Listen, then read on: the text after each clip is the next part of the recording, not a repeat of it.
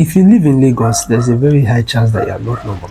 And if you are normal, you would look so out of place that after some time you begin to adapt. Something is wrong with everybody in Lagos, and I think it's a combination of three things: the people, the beliefs, and the culture, the geography.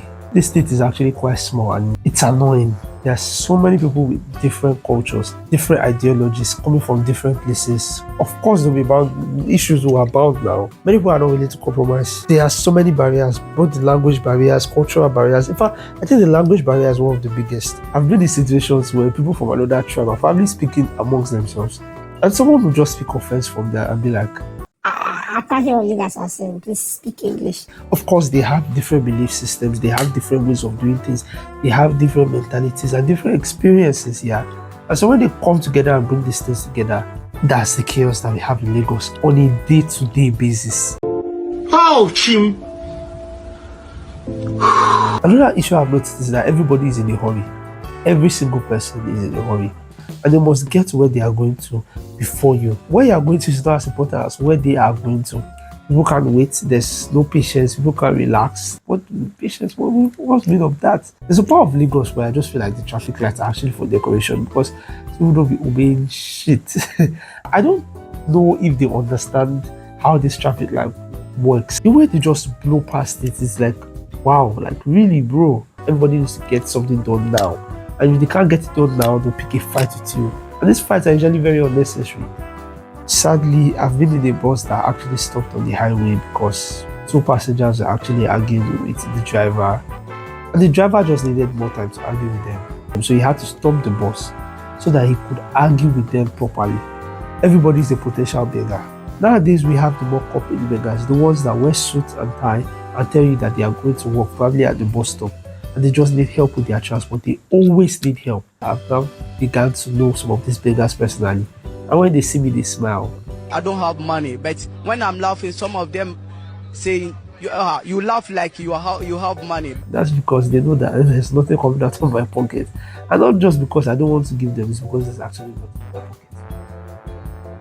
The beggars are everywhere. They are under the bridge, above the bridge, they are in the corners, they are in the streets, they are in the supermarkets, they are old, they are middle-aged, they are young. The beggars are everywhere. And you must part with your money, because if you don't part with your money, they'll pick up a fight. And sometimes some of them get really aggressive, especially the ones that are on the island. The children become really, really aggressive when it comes to begging. See? What you want? 8 grand. The culture in Lagos is actually hustling. Everybody is hustling one way or the other. They must make it. It is a Lagos dream. Not everybody then gets to fulfill this dream, and that's what leads to the frustration. Nollywood really did a number on us. They gave people the idea that Lagos is this fantastic place, flowing with milk and honey, and actually just a place that is filled with agberos and bad roads. Money worship. Oh my God. Oh God. In Lagos, the money worship is crazy. Like, it doesn't matter how you get it. Just get it and you can claim it later. Like, that is basically the general perception of people in Lagos. As a businessman, sir, what do you do? I do business. I deal on deals. If you have a good deal, you get it to me. If I like it, I buy your deal. If you have money to buy my own, I give you my deal, you pay. For example, if you took probably a normal Uber to a very nice fancy estate, the security guys there would look at you like you're crazy. You could even be the estate owner self and they will send you back. And that's just because of the allure that, money equates to the decency, which isn't really always the case. We break barriers. We do everything to get rich, we do everything to stay rich, and do everything to stay richer. And many of these people do these things because they believe that since this person has money, if I treat the person well enough, the person is going to dip their hands in their pocket and going to do something for me. They use your function to play. Lagos is actually quite a small state, and the house agents couldn't even be more happier.